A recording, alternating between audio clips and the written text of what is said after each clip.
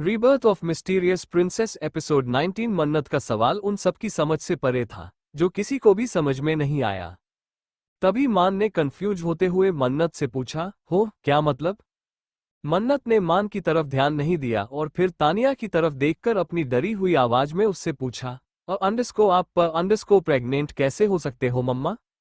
जैसे ही उन सबने मन्नत की ये बात सुनी, उन सबकी आंखें फटी की फटी रह गई और वो लोग तानिया की तरफ ही देखने लगे।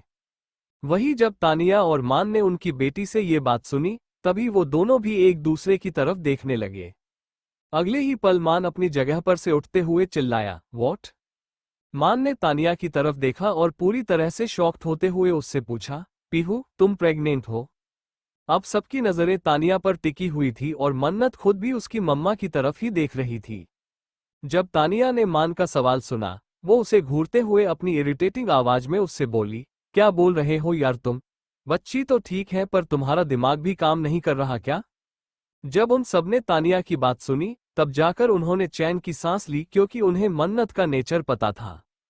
मन्नत ये बिल्कुल भी नहीं चाहती थी कि उसके अलावा उसके मम्मा डैडा को फिर से कोई बेबी हो। तानिया ने मन्नत की तरफ देखा, जो अपनी आंस भरी आंखों से उसे ही देख रही थी। तानिया ने मन्नत के गालों को पकड़ा और अपनी सॉफ्ट आवाज में उससे बोली, मेरी जान, आपने ये कहाँ से सुना? और जहां से भी सुना ये झूठ है। मम्मा प्रेग्नेंट नहीं है क्योंकि मेरे पास आप हो ना? मन्नत ने झट से अपना सिर हिलाया, जिसे देखकर तानिया के होठों पर प्यारी सी स्माइल आई और वो आगे बोली, फिर मुझे दूसरे बच्चे की जरूरत नहीं है। अब मान ने भी मन्नत के हाथों को अपने हाथों में लिया और उसकी तरफ देखते हुए बोला, हाँ मेरा बेटा, और हमें पता है कि आप आपके मम्मा डैडा के लिए कितने ज्यादा पजेसिव हो। आप हमें किसी के साथ शेयर नहीं कर सकते, इसीलिए हमें बेबी नहीं चाहिए। वैसे भी there is no chance at all, तो आपके दिमाग से ये बात निकाल दो। अभी मन्नत उनकी बात ध्यान से सुन रही थी और जब बाकियों ने उन दोनों की बात सुनी, उनके होठों पर भी प्यारी सी स्माइल आई। मान मन्नत की तरफ झुका और उसके माथे पर किस करते हुए उससे बोला, हमारे लिए सिर्फ हमारी मन्नत ही हमारा बच्चा है। हम आपके अलावा दूसरे बेबी के बारे में सोच भी नहीं सकते। उन दोनों की बात सुनकर मन्नत की जान में भी जान आ गई और वो मान और तानिया की तरफ देखते हुए उन दोनों से बोली, मैं बहुत डर गई थी डैडा। मुझे सच में आप दोनों को किसी के साथ शेयर नहीं करना। आप सिर्फ मेरे मम्मा डैडा हो। तानिया ने मन्नत को कसके उसके गले से लगाया और मुस्कुराते हुए बोली, हाँ हम सिर्फ हमारी मन्नत के ही मम्मा डैडा है। उन दोनों को ऐसे देखकर उन लोगों के होठों पर मुस्कुराहट आए और साधना जी मन्नत की तरफ देखते हुए बाकियों से बोली, सच में ये इन दोनों के लिए बहुत पजेसिव है, वरना अभी यहाँ नहीं आती। वो सब भी उनकी बातों से सहमत होकर अपना सिर हिलाने लगे। वही मान ने मन्नत के गालों को अपने हाथों में थामकर उससे पूछा, आपकी सारी गलत फहमी दूर हो गई बच्चा? उसका सवाल सुनकर मन्नत ने झट से अपना सिर हिलाया, पर तभी उसके दिमाग में कुछ आया और उसने तानिया की तरफ देखते हुए अपनी चिंता भरी आवाज में उससे पूछा, हाँ पर मम्मा को क्या हुआ था? जब उन लोगों ने मन्नत का सवाल सुना, वो सब मान और तानिया की तरफ देखने लगे। अभी तानिया के चेहरे पर चिंता नजर आ रही थी, क्योंकि उसने मन्नत को इस बारे में नहीं बताया था, पर उसे ये यकीन था कि बाकी सब भी मन्नत से ये बात छुपाएंगे। जब उसने मन्नत से ये सवाल सुना, तभी वो डर गई। वही मान खुद भी हैरान हो गया था कि मन्नत को तानिया के बारे में कैसे पता चला। तानिया ने मन्नत का सवाल सुनकर खुद को कंट्रोल किया और फिर अपनी बेटी की तरफ देखते हुए उससे बोला, वो बस मैंने गलती से वो खा लिया जो मुझे नहीं खाना चाहिए था, तो 2 दिन से तबीयत ठीक नहीं थी, पर अभी मम्मा बिल्कुल ठीक है। जैसे ही मन्नत ने तानिया की बात सुनी, उसका चेहरा पूरी तरह से उतर गया और उसकी आंखों में आंसू भर आए, क्योंकि उसने अपनी मम्मा से दूर रहने का दर्द सहा था। वो फिर से तानिया को खोना नहीं चाहती थी। इसी वजह से उसने तानिया को कसके गले लगाया और उसे ऐसे देखकर तानिया उसे शांत करने लगी।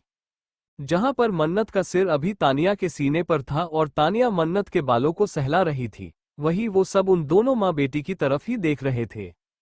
अचानक से तानिया के एक्सप्रेशन बदले और वो मन्नत की तरफ देखकर अपनी एकदम सीरियस आवाज में बोली, ये सब तो ठीक है परी, पर आपको ये किसने बोला कि मैं प्रेग्नेंट हूँ?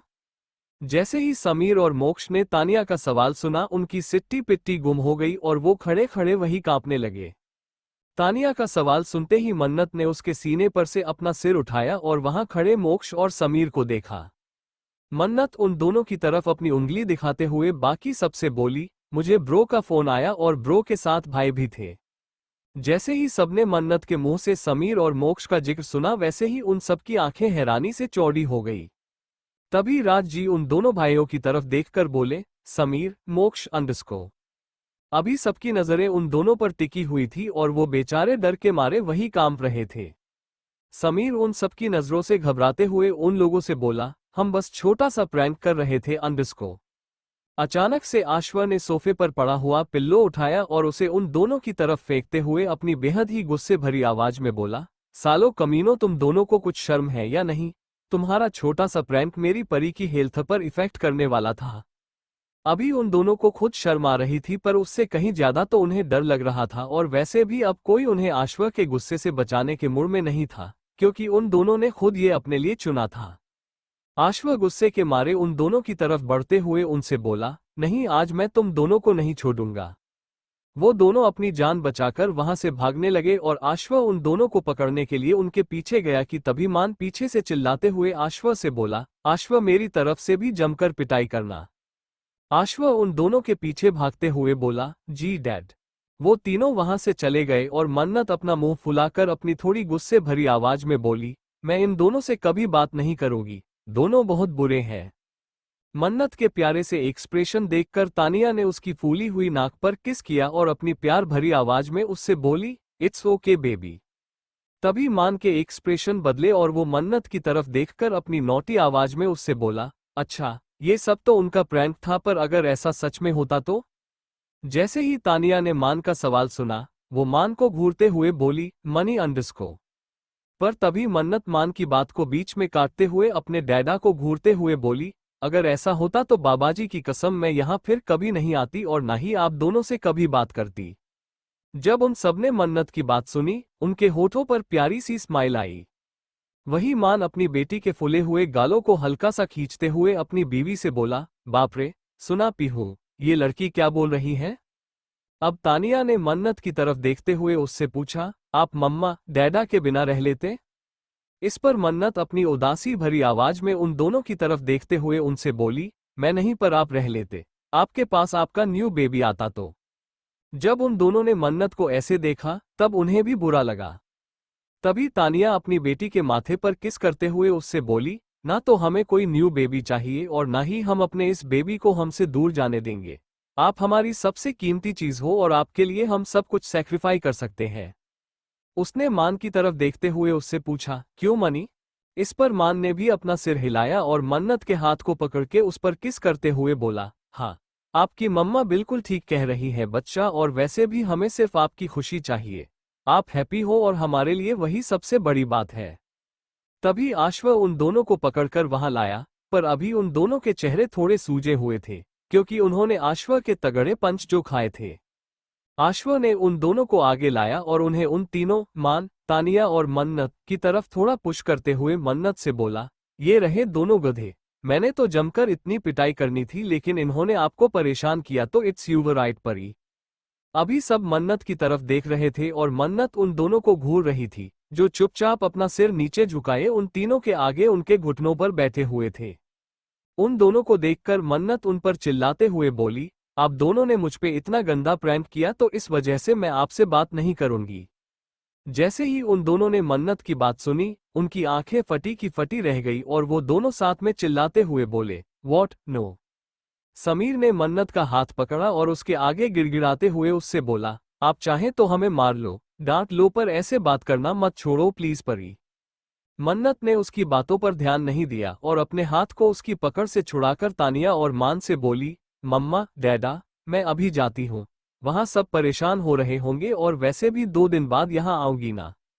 उसकी बात सुनकर मान ने अपना सिर हिलाया और फिर उन दोनों भाइयों को घूरते हुए अपनी बेटी से बोला, ओके प्रिंसेस, और किसी की भी बात सुनकर ऐसे डरते नहीं बेटा। मन्नत ने इस पर ओके डैडा में जवाब दिया और वो दोनों, आश्वा और मन्नत, सबको बाय बोलकर वहां से चले गए। उन दोनों के जाने के बाद सबने समीर और मोक्ष को घूरा और ऋषभ अपनी बेहद ही गुस्से भरी आवाज में उन दोनों पर चिल्लाते हुए बोला, यूजलेस बस्टर्ड्स। उन सबने उन दोनों भाइयों पर अपनी एक नजर डाली और फिर वहां से अपने अपने रूम की तरफ चले गए। अभी वहां पर सिर्फ वो दोनों भाई ही मौजूद थे। तभी मोक्ष अपने सिर पर हाथ रखकर अपनी रुआसी आवाज में अपने बड़े भाई से बोला, हमने सब कुछ खराब कर दिया भाई, अब मन्नत कभी हमसे बात नहीं करेगी। जब समीर ने मोक्ष की बात सुनी, वो उसकी तरफ देखकर उसे समझाते हुए बोला, तू ऐसे क्यों बोल रहा है मोक्ष? अभी वो गुस्से में है, जिस वजह से उसने ये बोला, पर इसका मतलब ये नहीं होता ना कि वो हमसे कभी बात नहीं करेगी अंडरस्को। तभी मोक्ष समीर को अपनी लाल आंखों से घूरते हुए उससे बोला, आप उसे नहीं जानते क्या? वो मान चाचू की बेटी है और उस पर अपने मम्मा डैडा के लिए सबसे ज्यादा पजेसिव है। वो दोनों उसकी कमजोरी, उसका सबसे सेंसिटिव पॉइंट है और हमें उसे ही टारगेट किया। अब वो हमें कभी माफ नहीं करेगी। अब वो दोनों डरे हुए थे और उन्हें उनका गिल्ट अंदर ही अंदर खाए जा रहा था। कपूर एम्पायर सबके वहां से जाने के बाद अभी वहां पर वो दोनों भाई समीर और मोक्ष मौजूद थे। तभी अचानक से समीर का फोन बजने लगा और जब समीर ने उसका फोन निकाला, उसमें उसे किसी लड़की का नाम दिखा, जिसे देखते ही उसकी आंखें सिकुड़ गई और वो अपनी चिड़ी हुई आवाज में बोला, यार अब ये क्यों मुझे फोन कर रही है? उसकी बात सुनकर मोक्ष ने समीर के फोन में झांका। जब उसने समीर के फोन में वो आईडी देखी, तब वो अपने भाई की तरफ देखकर अपनी प्लेन आवाज में उससे बोला, कुछ काम होगा अंडरस्को। जब समीर ने मोक्ष की बात सुनी, उसके एक्सप्रेशन बदल गए और वो अपनी इमोशनलेस आवाज में अपने छोटे भाई से बोला, उसे मुझसे नहीं सिर्फ मेरे पैसों से मतलब है। उसे लगता है कि मैं उसका फ्री का एटीएम हूं, जिसे वो जब चाहे जैसे चाहे यूज करेगी, पर उसे पता नहीं कि मैं भी समीर कपूर हूं। आज तक उस पर 1 रुपया तक खर्च नहीं किया मैंने। वैसे मोक्ष खुद जानता था कि समीर की गर्लफ्रेंड समीर के पास उसके पैसों की वजह से थी। उसे समीर से कोई लेना देना नहीं था, पर हाँ उसका सरनेम, उसका स्टेटस और सबसे जरूरी उसका पैसा उसकी गर्लफ्रेंड के लिए मैटर करता था। यही वजह थी कि वो अभी तक समीर के साथ थी। जब मोक्ष ने वो फोन रिंग सुनी, तब वो अपने भाई की तरफ देखकर थोड़ा इरिटेट होते हुए उससे बोला, वो सब ठीक है पर अभी फोन उठाओ यार, इसकी रिंग सुनकर ही इरिटेट हो रहा है मुझे। इस पर समीर ने अपना सिर हिलाया और फोन रिसीव किया। फोन रिसीव करते ही समीर अपनी चिड़ी हुई आवाज में उससे बोला, क्या है अंडरस्को? आगे से उसे एक बेहद ही अजीब सी आवाज आई, सैम बेबी अंडरस्को। उसकी बात सुनते ही समीर अपनी बेहद ही रूड आवाज में अपनी गर्लफ्रेंड से बोला, ओह शट अप दिशा, मैंने कितनी बार बोला है कि डोंट कॉल मी बेबी अंडरस्को। उसकी इस बात पर दिशा आगे से बोली, चिढ़ क्यों रहे हो यार? अच्छा ये सब छोड़ो, यहाँ आओ, मुझे पैर में चोट लगी है और हॉस्पिटल जाना है। वैसे समीर के लिए ये कोई नई बात नहीं थी, क्योंकि दिशा हमेशा उसे कुछ ना कुछ एक्सक्यूजेस देती थी कि जिसके चलते समीर को उस पर ज्यादा अटेंशन और साथ ही साथ उस पर अपने पैसे खर्च करना पड़े। पर समीर भी कोई मामूली इंसान तो नहीं था। वो दिशा से कई गुना ज्यादा स्मार्ट था और उसे पता था कि दिशा जैसी लड़कियों से कैसे निपटना है। जैसे ही समीर ने दिशा की बात सुनी, वो अपनी एकदम ऊंची और गुस्से भरी आवाज में उससे बोला, हाँ तो खुद चली जाओ, मैं तुम्हारा कोई पालतू कुत्ता नहीं हूं। जब दिशा ने उसकी ऐसी आवाज सुनी, उसका मुंह बन गया और फिर वो बात को संभाल कर समीर को कन्वेंस करने की कोशिश करते हुए उससे बोली, मेरे कहने का मतलब ये नहीं था, पर मेरे पास पैसे नहीं है अंडरस्को।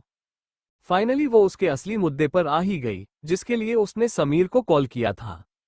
जैसे ही समीर ने उसकी ये बात सुनी, उसने फ्रस्ट्रेशन की वजह से अपनी आंखें बंद की और फिर अपनी अनइंटरेस्टेड आवाज में दिशा से बोला, तो जाओ, जाकर पैसों के लिए किसी से भीख मांगो, पर मेरा दिमाग मत खाओ अंडरस्को। जब दिशा ने समीर की ये बात सुनी, वो खुद भी थोड़ी फ्रस्ट्रेटेड होकर समीर से बोली, तुम मेरे बॉयफ्रेंड हो और मुझे पैसे नहीं दे सकते, मैं कहाँ जाऊंगी अंडरस्को। अब समीर पूरी तरह से चिढ़ गया और दिशा पर अपनी सबसे तेज आवाज में भड़कते हुए बोला, भाड़ में जाओ तुम, मैं ब्रेकअप कर रहा हूं तुझसे पागल औरत, मुझे जिंदगी में कभी अपनी शक्ल दिखाई तो मार डालूंगा। इसी के साथ उसने फोन काट दिया और उसे इतना गुस्से में देखकर एक पल के लिए तो मोक्ष खुद भी डर गया। पर उसका इस वक्त सबसे ज्यादा जरूरी था समीर को शांत करना, क्योंकि अगर वो गुस्से में रहता तो पक्का कुछ ना कुछ ऐसा कर जाता, जिसके लिए उसे बाद में पछताना पड़ता। इसी वजह से मोक्ष समीर को शांत करते हुए बोला, अंडरस्को भाई शांत हो जाओ यार अंडरस्को। समीर ने अपना सिर ना में हिलाया और गुस्से की वजह से अपने बालों को पकड़कर खींचते हुए बोला, नो, जब तक मेरी बच्ची मुझे माफ नहीं करती और फिर से मुझसे बात नहीं करती तब तक मैं शांत कैसे हो सकता हूं यार। अब तो मोक्ष खुद भी डर गया और अपनी डरी हुई आवाज में अपने भाई से बोला, भाई अगर उसने हमें माफ नहीं किया तो। जैसे ही समीर ने मोक्ष की बात सुनी, वो मोक्ष को घूरते हुए अपनी प्लेन आवाज में उससे बोला, पागल है तू, मैं नहीं रह सकता उससे बात किए बिना, मुझे मेरी परी चाहिए यार। मोक्ष ने समीर का हाथ पकड़ा और अपनी एक लंबी सांस लेते हुए उससे बोला, भाई हम कल उसे मनाने की कोशिश करेंगे। उसके लिए हमें जो कुछ भी करना पड़े वो करेंगे। उसकी इस बात से तो समीर खुद भी सहमत था और वो अपना सिर हिलाकर मोक्ष से बोला, हाँ तू ठीक कह रहा है मोक्ष। अगले दिन इस वक्त मन्नत सेजल के साथ उसके कॉलेज में थी, जहां उनके लेक्चरर्स चल रहे थे। जैसे ही उनका लेक्चर ओवर हुआ और उनके प्रोफेसर क्लासरूम से बाहर गए, तभी सेजल ने मन्नत की तरफ देखा, जो सोच में डूबी हुई थी। उसे देखकर सेजल थोड़ी परेशान होते हुए बोली, मन्नत क्या हुआ? मैं कब से देख रही हूं तू कुछ परेशान लग रही है, क्या हुआ है? उसके इस सवाल पर मन्नत ने उसे सब कुछ बताया, जिसे सुनते ही सेजल खुद गुस्से के मारे पागल हुई और मन्नत से बोली, यार तू सच बोल रही है? मतलब उन दोनों ने इतना गंदा प्रैंक किया तेरे ऊपर? मन्नत ने अपना सिर हिलाया और गुस्से की वजह से अपनी नाक फूलाते हुए सेजल से बोली, हाँ, और अब मैं उनसे बात नहीं कर रही। सुबह से ना जाने कितने कॉल्स किए उन्होंने, पर मैंने उन दोनों के नंबर ब्लॉक कर दिए। आखिर उन्हें भी तो पता चले ना कि उन्होंने क्या किया। जैसे ही सेजल ने मन्नत की बात सुनी, वो कुछ पल के लिए मन्नत की तरफ देखने लगी और फिर उसने मन्नत से पूछा, मतलब तू अब सच में उनसे कभी बात नहीं करेगी? मन्नत ने सेजल का सवाल सुना और फिर अपनी बड़ी बड़ी आंखों से टुकुर टुकुर सेजल की तरफ देखते हुए बोली, किसने कहा? वो भाई हैं यार मेरे और मैं उनसे बात किए बिना ज्यादा दिन नहीं रह सकती, पर कल के लिए उन्हें सजा भी तो मिलनी चाहिए ना? इस पर सेजल ने उसका सिर हाँ में हिलाया। वही मन्नत अपनी बात को आगे कंटिन्यू करते हुए सेजल से बोली, अब वो मुझे मनाने के लिए पूरा जोर लगाएंगे और मैं यही तो चाहती हूँ। मैं इतनी जल्दी मानूंगी नहीं। आखिर उन्हें भी तो पता चलना चाहिए कि मन्नत को मनाना इतना भी आसान नहीं है। इसके बाद वो मुझसे पंगे लेने से पहले 1000 बार सोचेंगे। सेजल खुद मन्नत की बात से सहमत थी और उसे पूरा सपोर्ट भी कर रही थी। तभी उन्होंने उनके आगे के लेक्चरर्स देखे, जो ऑफ थे। मन्नत ने सेजल की तरफ देखा और अपना मुंह बनाते हुए उससे बोली, सेज, अभी 2 लेक्चर्स ऑफ हैं और ऐसे में हम यहाँ रहकर क्या करेंगे? सेजल उसकी इस बात पर नॉर्मली बोली, तो फिर घर जाते हैं। इस पर मन्नत ने अपना प्यारा सा पाउट बनाया और सेजल की तरफ देखते हुए बोली, मुझे घर नहीं वीर के पास जाना है। उनकी याद आ रही है बहुत। ये सुनते ही सेजल के होठों पर नोटी स्माइल आई और वो मन्नत को चिढ़ाते हुए उसके गाल खींचकर बोली, ओ, मेरी फ्रेंड को उसके हब्बी की याद आ रही है। जैसे ही उसने सेजल के मुंह से आश्वा के लिए हब्बी सुना, उसकी आंखें बड़ी बड़ी हो गई और वो इधर से उधर देखने लगी। वो तो अच्छा हुआ कि किसी ने सेजल की बात नहीं सुनी थी, जिस वजह से मन्नत ने चैन की सांस ली और फिर सेजल को अपनी खा जाने वाली नजरों से घूरते हुए उससे बोली, कमीनी, don't call him hubby now. अगर किसी ने सुन लिया तो उसको मौत आ जानी है खड़े खड़े।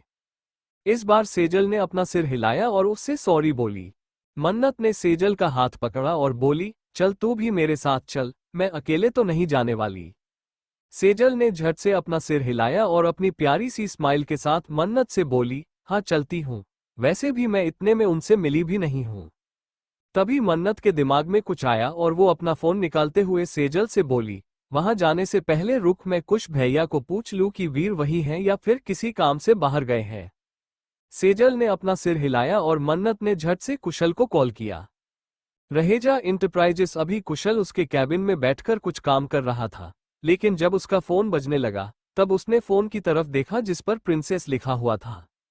मन्नत का कॉल देखते ही कुशल ने झट से उसका फोन उठाया और अपनी चेयर पर पीछे की तरफ लीन होते हुए अपनी सॉफ्ट पर चिंता भरी आवाज में उससे बोला, हाँ बच्चे बोलिए, आपने इस वक्त कैसे फोन किया? आप ठीक तो हो ना अंडरस्को? जैसे ही मन्नत ने कुशल की चिंता भरी आवाज और उसके इतने सारे सवाल सुने, उसके होठों पर प्यारी सी स्माइल आए। तभी वो अपना सिर हिलाकर कुशल के उन सवालों पर ब्रेक लगाते हुए बोली, भैया, आप मुझे कुछ बोलने दोगे तो मैं बोलूंगी ना? इस पर कुशल थोड़ा एम्बेरेस हुआ और बोला, सॉरी, बोलिए। तभी मन्नत आगे फोन पर कुशल से बोली, भैया मेरे 2 लेक्चर्स ऑफ हैं और मुझे वीर से भी मिलने का मन कर रहा है, तो मैंने और सेज ने सोचा हम वहां आए अंडरस्को। उसकी इस बात पर कुशल उसकी बात को बीच में ही रोकते हुए बोला, मन्नत पर आशु यहाँ नहीं है बेटा। जब मन्नत ने कुशल की बात सुनी, वो कंफ्यूज हुई और उसने कुशल से पूछा, वो वहां नहीं है, कहाँ गए वो? उसके सवाल का जवाब देते हुए कुशल मन्नत से बोला, उसे ऑफिस आते ही हॉस्पिटल से कॉल आया था कि वहां कोई इमरजेंसी है तो वो हॉस्पिटल के लिए निकल गया, अभी वो वही होगा। उसकी बात सुनकर मन्नत ने उसका सिर हिलाया और फिर अपनी थोड़ी कंफ्यूजिंग और उदासी भरी आवाज में उससे पूछा, भैया मैं जाऊं क्या वहां, मुझे उनसे मिलना है।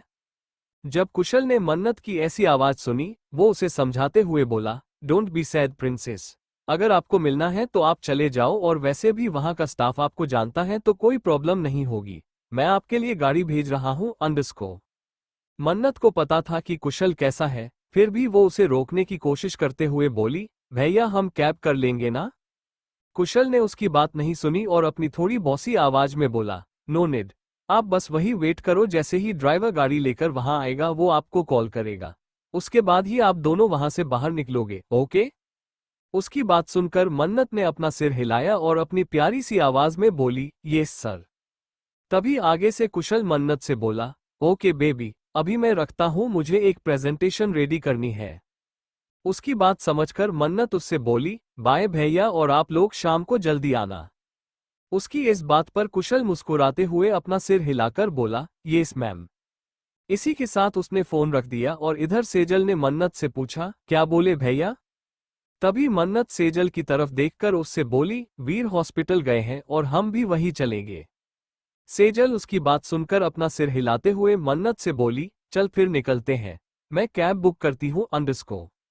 मन्नत सेजल को रोकते हुए बोली, रुक, भैया ने ड्राइवर को भेजा है गाड़ी लेकर, जैसे ही वो आएंगे हम चलते हैं, पर तब तक यहां से बाहर नहीं जा सकते। कुछ देर बाद वो दोनों वहां पर बैठी हुई थी, तभी मन्नत के फोन पर ड्राइवर का मैसेज आया, जिसे देखकर मन्नत सेजल से बोली, चल सेज, ड्राइवर ने मैसेज कर दिया, चलते हैं। होमोनी हॉस्पिटल आश्वा का कैबिन। आश्वा उसके रूम में आया और वहां मौजूद सोफे पर बैठकर चैन की सांस लेते हुए बोला, फाइनली जिस काम के लिए आया था वो हो चुका।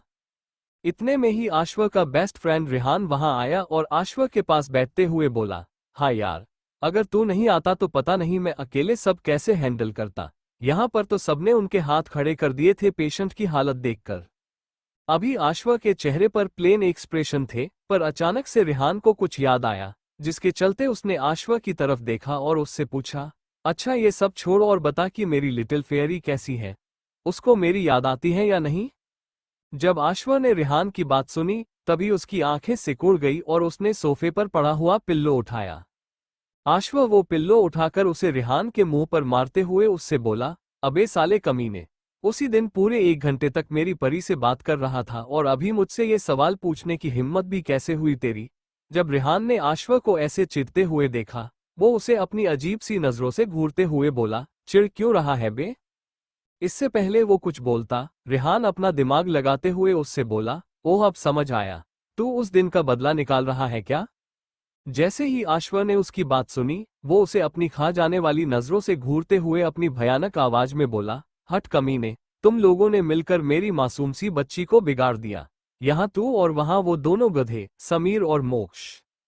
उसकी इस बात पर रिहान की हंसी छूट गई और फिर वो अपनी जगह पर से उठते हुए आश्वा से बोला, चल छोड़, अब मैं जाकर फ्रेश होता हूँ, फिर पेशेंट भी देखने हैं। आश्वा ने अपना सिर हिलाया और खुद अपनी जगह पर खड़े होते हुए बोला, हाँ, मैं इतने टाइम बाद यहाँ आया हूँ तो सोच रहा हूँ एक राउंड मार लूं। रिहान वहां से दरवाजे की तरफ बढ़ते हुए अपने फ्रेंड से बोला, जैसे तू चाहे। कुछ देर बाद आश्वा उसके कहे मुताबिक राउंड के लिए आया था, जहां पर उसने कुछ पेशेंट्स को देखा, पर अभी वो एक वार्ड में आया जहां पर कुछ इंपॉर्टेंट गिने चुने पेशेंट मौजूद थे। उन पेशेंट्स में एक यंग गर्ल थी, जो मन्नत की एज की थी।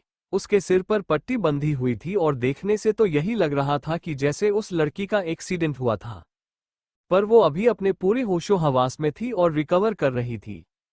जैसे ही उसने आश्वा को वहां देखा, उसकी आंखें फटी की फटी रह गई और वो खुद शॉक्ड होते हुए अपने मन ही मन बोली, ओह माय गॉड, ये तो आश्वा रहेजा है, ये यहाँ क्या कर रहे हैं। वैसे उस लड़की को चेक करने के लिए वहां पर एक डॉक्टर मौजूद था, जो आश्वा का जूनियर था और वहां पर इंटर्नशिप करने के लिए आया था। जब उस डॉक्टर ने उसकी बीपी चेक करने के लिए वो मशीन लगाई, तभी वो उस पर चढ़ते हुए बोली, आह यू इडियट।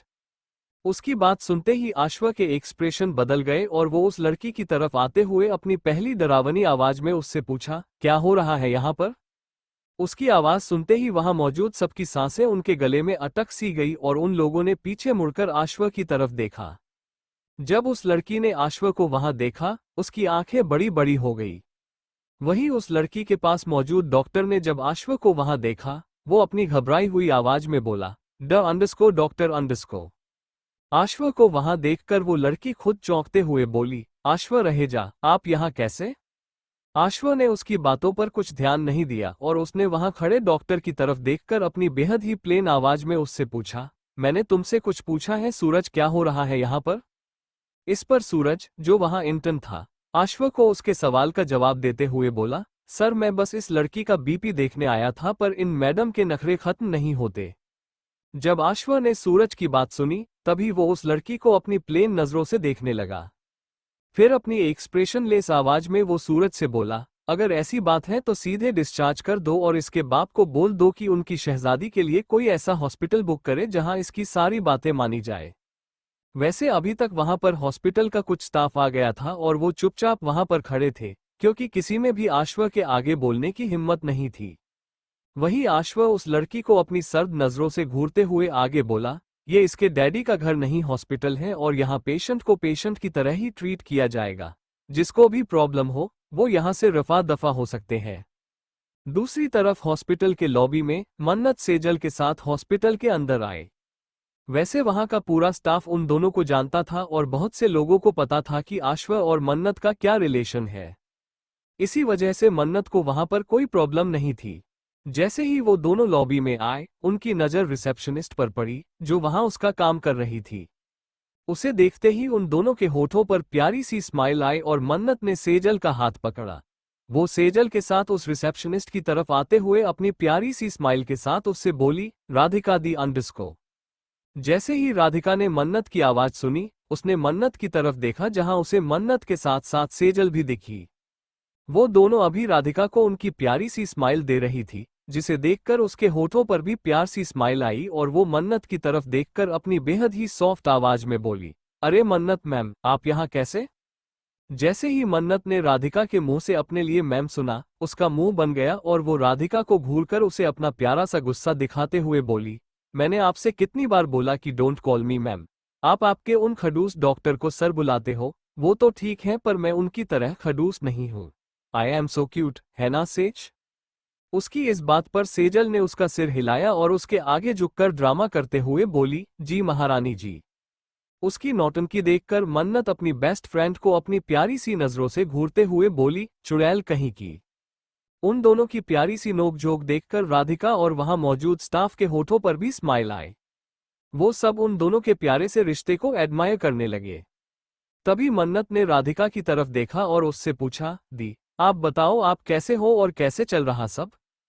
इस पर राधिका मन्नत की तरफ देखते हुए बोली, एकदम बढ़िया, और आपको देखने के बाद तो और भी अच्छा बेटा।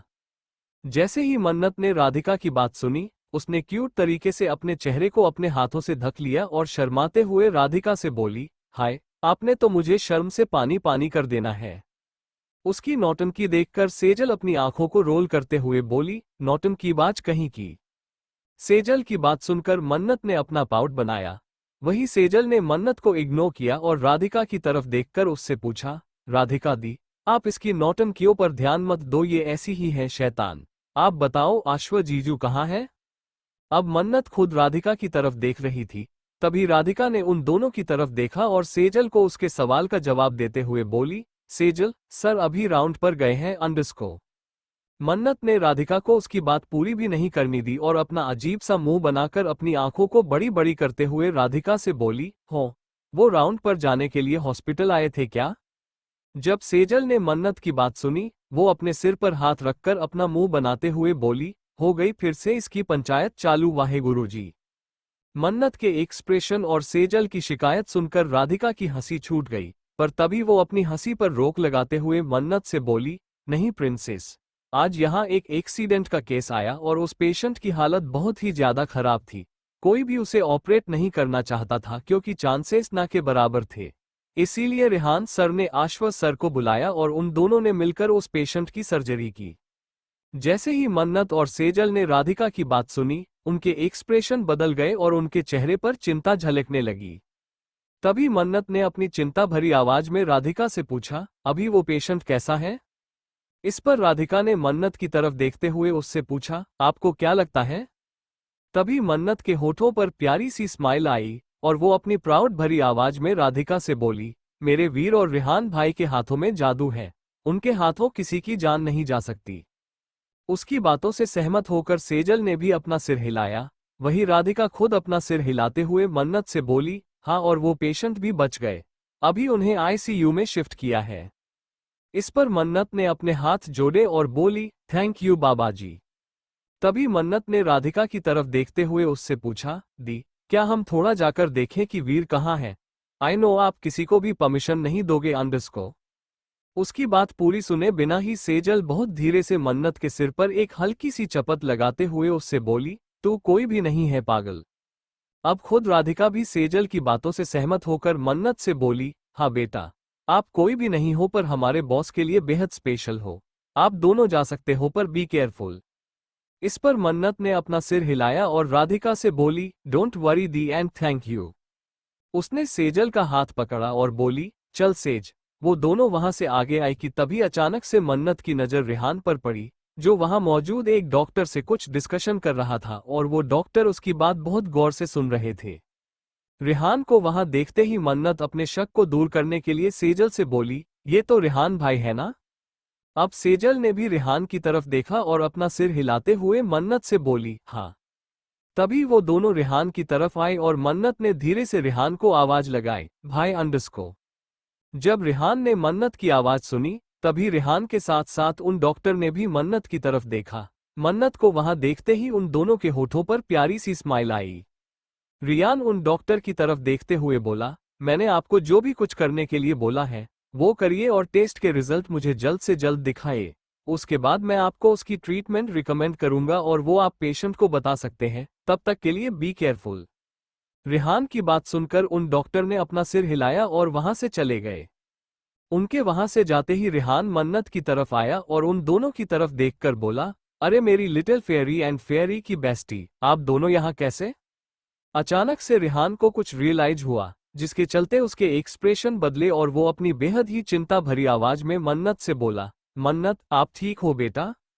वैसे जब सेजल ने रिहान का सवाल सुना, उसकी हंसी छूट गई पर उसने अपनी हंसी को कंट्रोल किया।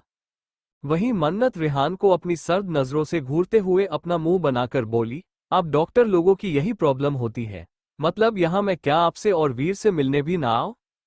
उसकी बात सुनकर और उसके एक्सप्रेशन देखकर रिहान अपने कान पकड़ते हुए मन्नत से बोला, सॉरी बच्चे, अच्छा आप मिले उस डफर से?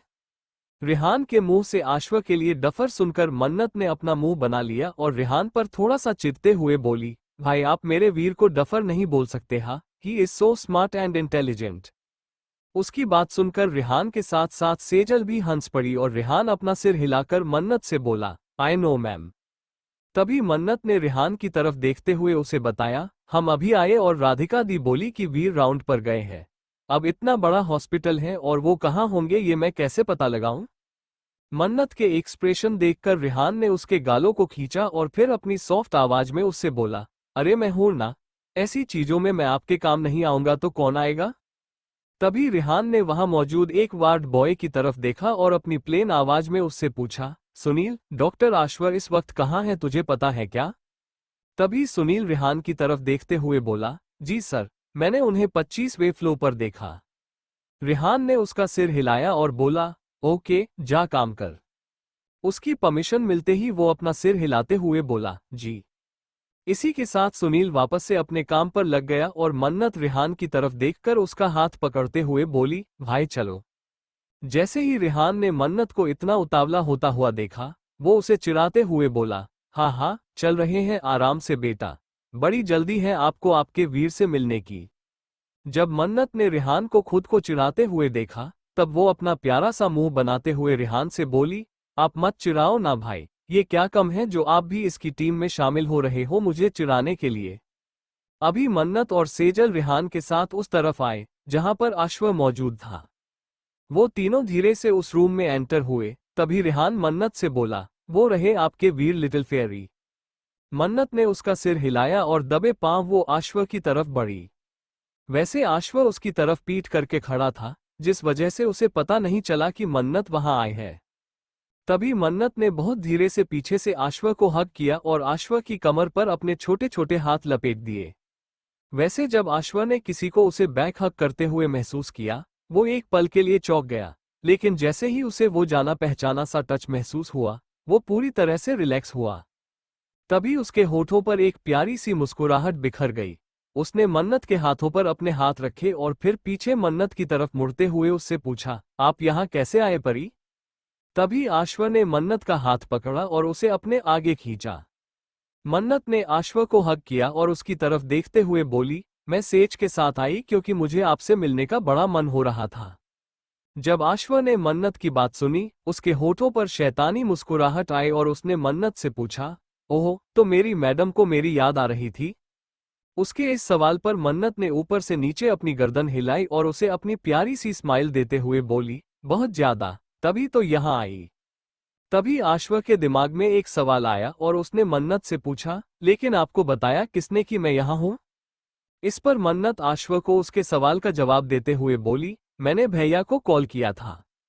आश्व ने सिर्फ उसका सिर हिलाया और तभी उसकी नजर सेजल पर पड़ी, जो अभी भी वहां रेहान के साथ खड़ी थी। उन दोनों को वहां देखकर आश्व सेजल से बोला, सेजल कम। सेजल भी उन दोनों की तरफ आई और तभी आश्व ने सेजल से पूछा, तुमने मिस नहीं किया मुझे? उसके इस सवाल पर सेजल ने आश्व को हग किया और फिर आश्व की तरफ देखते हुए बोली, मैंने आपको इस गधी से भी ज्यादा मिस किया _ भाई, आप चाहें तो पूछ लो इससे। जैसे ही मन्नत ने सेजल की बात सुनी, वो अपना आड़ा टेढ़ा मुंह बनाते हुए उन दोनों, सेजल और आश्व, से बोली, हाँ हाँ, आप दोनों मेरे खिलाफ एक टीम बना लेते हो, इसीलिए आप दोनों को एक दूसरे की इतनी याद आती है। जब आश्व ने मन्नत को ऐसे मुंह बनाते हुए देखा, तब वो मन्नत के फूले हुए गालों को खींचते हुए उससे बोला, ओए मेरा चूहा, ऐसे मुंह मत बनाओ _ जब मन्नत ने आश्व के मुंह से अपने लिए चूहा सुना, तभी वो अपनी नाक फुलाकर आश्व को घूरते हुए उससे बोली, मैं चूहा कब बनी? आपका चूहा तो अने है। उसकी बात सुनकर वो तीनों हंसने लगे। अचानक से सेजल की नजर उस लड़की पर पड़ी, जो उन लोगों को देख रही थी, या मैं ये कहूं कि मन्नत को घूर रही थी। उस लड़की को देखते ही सेजल अपने मन ही मन बोली, ये तो निशा है, ये यहाँ क्या कर रही है? इससे पहले सेजल मन्नत से कुछ कहती, उन्हें निशा की आवाज आई, जो मन्नत और सेजल की तरफ देखते हुए बोली, तुम दोनों यहाँ _ जैसे ही मन्नत ने निशा की आवाज सुनी, उसकी नजर निशा पर पड़ी और वो निशा को घूरते हुए अपनी सार्केस्टिक भरी आवाज में उससे बोली, अरे सीनियर, तुम यही हो? वो क्या है ना, मैं फालतू लोगों पर ज्यादा ध्यान नहीं देती ना, तो इसी वजह से मेरा ध्यान तुम पर नहीं गया। उसकी बात सुनकर जहां निशा चिढ़ गई, वहीं उन तीनों के होठों पर तेज स्माइल आए। तभी मन्नत की नजर निशा के सिर पर बंधी हुई पट्टी पर पड़ी और वो अपना थोड़ा उदासी भरा मुंह बनाते हुए निशा से बोली, वैसे हॉस्पिटल में हो और सिर पर पट्टी बंधी है, क्या हुआ, किसी दीवार पर अपना सिर दे मारा क्या तुमने? उसकी बात सुनते ही निशा अपनी गुस्से भरी आवाज में मन्नत पर भड़की, बहुत बोल रही हो मन्नत, अपनी हद में रहो _ वैसे निशा की ऐसी ऊंची आवाज सुनकर आश्व खुद गुस्सा हो गया और इससे पहले वो कुछ बोलता, मन्नत निशा को अपनी प्लेन नजरों से घूरते हुए बोली, लगता है सिर पर चोट लगने की वजह से तुम्हारी याददाश्त कमजोर हो गई है। कोई बात नहीं, मैं फिर से तुम्हें याद दिला दूं कि मैंने तुमसे कॉलेज में क्या बोला था। मैंने बोला था कि मैं बेहद हूँ, मेरी कोई हद नहीं, और इसके बावजूद तुम मुझे हद में रहने बोल रही हो, ये कैसे हो सकता है? वैसे मन्नत का ये जवाब सुनकर आश्व उसकी बीवी से पूरी तरह से इम्प्रेस हो चुका था और सेजल रेहान के होठों पर शातिर मुस्कुराहट छा गई थी। तभी निशा ने सेजल और मन्नत की तरफ देखा और उनसे पूछा, तुम दोनों यहाँ क्यों आई? उसका ये सवाल सुनकर मन्नत उसे अपनी सर्द नजरों से घूरते हुए अपनी एकदम रूड आवाज में उससे बोली, फॉर यूर काइंड इन्फॉर्मेशन, ये हॉस्पिटल है, तुम्हारे बाप का घर नहीं, जहाँ आने से पहले मुझे तुम्हारी या फिर तुम्हारे बाप की परमिशन लेनी पड़ेगी। मन्नत ने फिर एक बार निशा को रोस्ट किया, जिसे देखकर उन तीनों को खुलकर हंसने का दिल कर रहा था, पर वो बेचारे अभी हंस भी नहीं पा रहे थे। वही मन्नत निशा को उसके सवाल का जवाब देते हुए बोली, वैसे तुमने मुझसे पूछा ही है तो मैं तुम्हारे सवाल का जवाब दे ही देती हूँ, कहीं तुम सस्पेंस की वजह से मरवर गई तो? वैसे आश्व पहली बार मन्नत को खड़े खड़े ऐसे किसी को रोस्ट करते हुए देख रहा था और उसे मन्नत का ये अंदाज काफी ज्यादा पसंद आ रहा था। वो मन्नत से और भी ज्यादा इम्प्रेस हो रहा था। तभी मन्नत ने आश्व का हाथ पकड़ा और निशा से बोली, इन्हें देख रही हो, ये मेरे बॉयफ्रेंड है मिस्टर आश्व रहेजा। जैसे ही निशा ने मन्नत की बात सुनी, उसको एक झटका लगा जिसके चलते वो चिल्लाते हुए बोली, व्हाट? ये तुम्हारे बॉयफ्रेंड? उसको ऐसे शॉक्ड देखकर मन्नत के दिल को काफी सुकून पहुंचा और वो अपना सिर हिलाते हुए निशा से बोली, हाँ, क्यों नहीं हो सकते क्या? अगर तुम्हें मेरी बात पर यकीन नहीं हो रहा तो यहाँ मौजूद पूरे हॉस्पिटल स्टाफ से पूछ लो, सबको पता है। निशा ने मन्नत की बात पर ध्यान नहीं दिया और वो आश्वा की तरफ देखते हुए उससे बोली, आश्वा सर, आप प्लीज इस लड़की के जाल में मत फंसो। आपको शायद पता नहीं होगा पर वहाँ कॉलेज में इसका एक बॉयफ्रेंड है अंडरस्को। जैसे ही आश्वा ने निशा की ये बात सुनी, वो चौंक गया और अपनी ऊंची आवाज में बोला, व्हाट द फ? अभी आश्वा के चेहरे पर गुस्सा तो था ही लेकिन गुस्से से ज्यादा परवाह भी थी और वो अपनी परवाह जताते हुए मन्नत से बोला, बेबी? मन्नत ने आश्वा को रोका और फिर निशा की तरफ देखकर अपनी प्लेन आवाज में उससे बोली, हाँ बोलो। मेरे बारे में जितना जहर उगलना है उगल लो क्योंकि उसके बाद मैं तुम्हें कुछ बोलने लायक ना छोड़ूं। निशा ने आश्वा की तरफ देखा और उसे अपनी बात पर यकीन दिलाने की कोशिश करते हुए बोली, मैं सच कह रही हूँ सर, वहां पर इसका बॉयफ्रेंड है अंडरस्को। पर तभी आश्वा निशा पर चिल्लाया और अपनी बेहद ही खौफनाक आवाज में उससे बोला, शट अप, और तुम्हें क्या लग रहा है कि मैं तुम्हारी बकवास पर यकीन करूंगा? आश्वा ने मन्नत का हाथ पकड़ा और अपनी चिंता भरी आवाज में उससे पूछा, आप मुझे बताइए परी, ये लड़की क्या बक रही है? आश्वा का सवाल और उसकी चिंता देखकर सेजल खुद भी मन्नत की तरफ देखते हुए उससे बोली, मन्नत, आई थिंक तुझे अब सब कुछ बता देना चाहिए। अब आश्वा को और भी ज्यादा चिंता होने लगी, जिसके चलते वो मन्नत की तरफ देखकर अपनी थोड़ी डरी हुई आवाज में उससे बोला, परी आप कुछ छिपा रहे हो मुझसे? उसके इस सवाल पर मन्नत ने अपना बेहद ही प्यारा सा चेहरा बनाया और उसे अपनी पपी डॉग वाली आंखें दिखाकर उससे बोली, आप पहले प्रॉमिस करो कि आप डांटोगे नहीं। वैसे जब रिहान ने मन्नत की बात सुनी, तभी उसे इतना तो पता चल गया कि मन्नत ने पक्का कुछ उल्टा सीधा कांड किया है, जिसके चलते वो अभी डर रही है। वही आश्वा मन्नत की तरफ देखकर अपनी थोड़ी प्लेन आवाज में उससे बोला, ये तो सिचुएशन पर डिपेंड करता है परी। अभी मुझे सब बताइए कि ऐसा क्या है जो मुझे पता नहीं। अभी मन्नत के पास कोई रास्ता नहीं था, जिसके चलते उसने अपना सिर हिलाया और आश्वा की तरफ देखते हुए बोली, वीर, ये 2 महीने पहले की बात है अंडरस्को। फ्लैशबैक 2 महीने पहले, इस वक्त मन्नत और सेजल कॉलेज में मौजूद थी और उनका ब्रेक चल रहा था। तभी मन्नत सेजल की तरफ देखते हुए बोली, सेज चल कैंटीन चलते हैं, मुझे भूख लगी है। वैसे सेजल को भी भूख लगी थी, जिसके चलते उसने अपना सिर हिलाया और मन्नत से बोली, हाँ चल। वो दोनों कैंटीन की तरफ आ ही रही थी कि तभी उन्हें वहां पर कुछ लड़कों का ग्रुप दिखा, जिसमें लड़कियां भी थी और वो उनके सीनियर्स थे। जैसे ही उस ग्रुप में से एक लड़के ने मन्नत को देखा, वो मन्नत को रोकते हुए बोला, मन्नत अंडरस्को। जब मन्नत और सेजल ने उस लड़के की बात सुनी, उनके मुंह बन गए और मन्नत अपनी गुस्से भरी आवाज में सेजल से बोली, ये फिर से आ गया यार, मैं परेशान हो गई हूं इससे, लगता है आज ये मेरे हाथों पीट कर है मानेगा।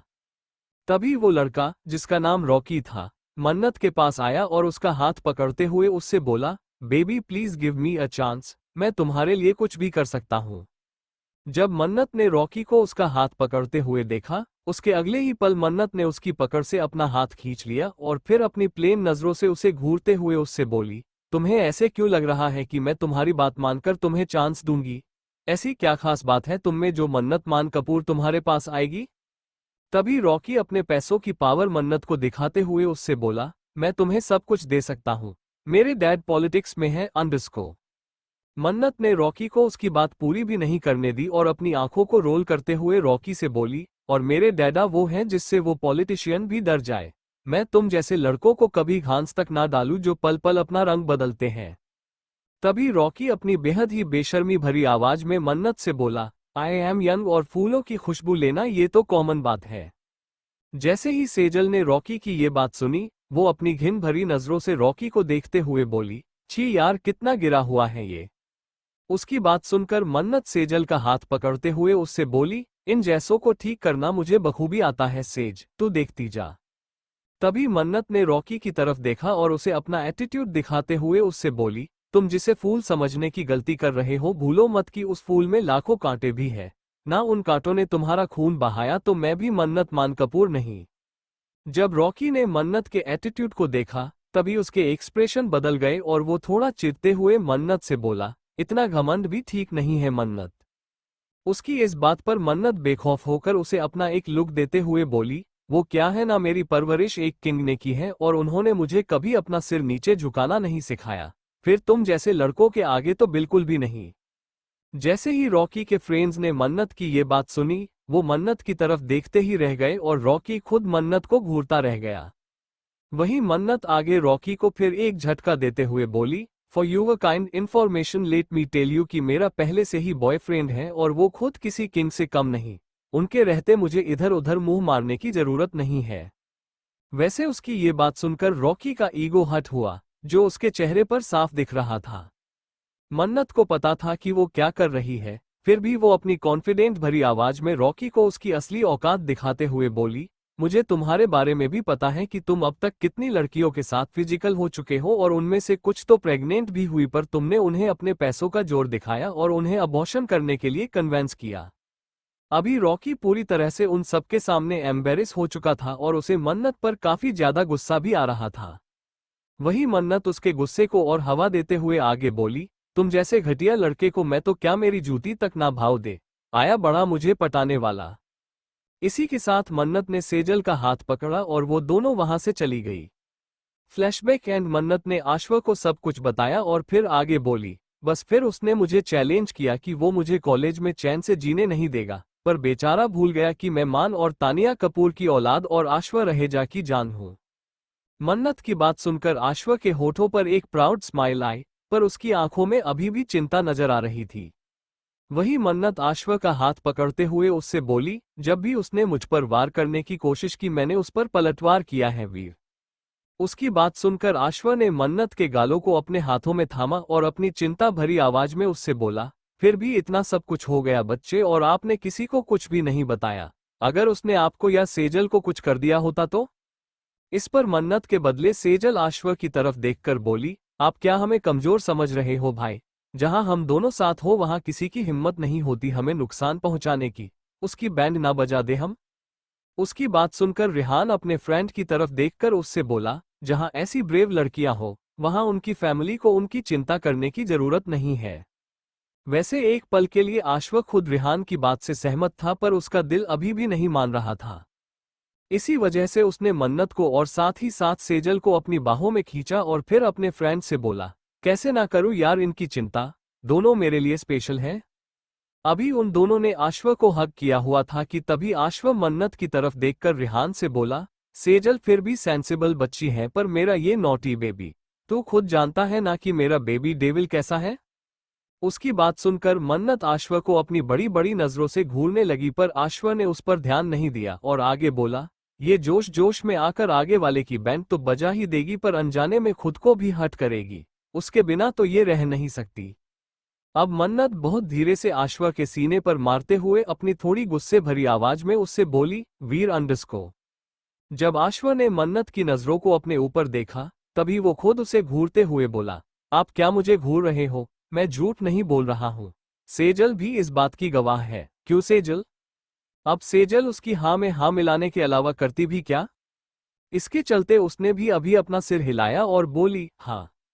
जैसे ही मन्नत ने सेजल को अपना सिर हिलाते हुए देखा, वो सेजल को घूरते हुए बोली, तू ना चुप ही रह, तुझे बस इन लोगों की हाँ में हाँ मिलाना है। तू मेरी दोस्त है या दुश्मन? इस पर आश्वा सेजल को हक करते हुए मन्नत से बोला, आपका पता नहीं, पर ये तो मेरी बहन है और हमेशा मेरा साथ देगी। क्यों सेजल? आश्वा के इस सवाल पर सेजल उसे अपनी प्यारी सी स्माइल देते हुए बोली, नेकी और पुछ पुछ भाई, ऑफ कोर्स मैं आपकी ही टीम में हूं।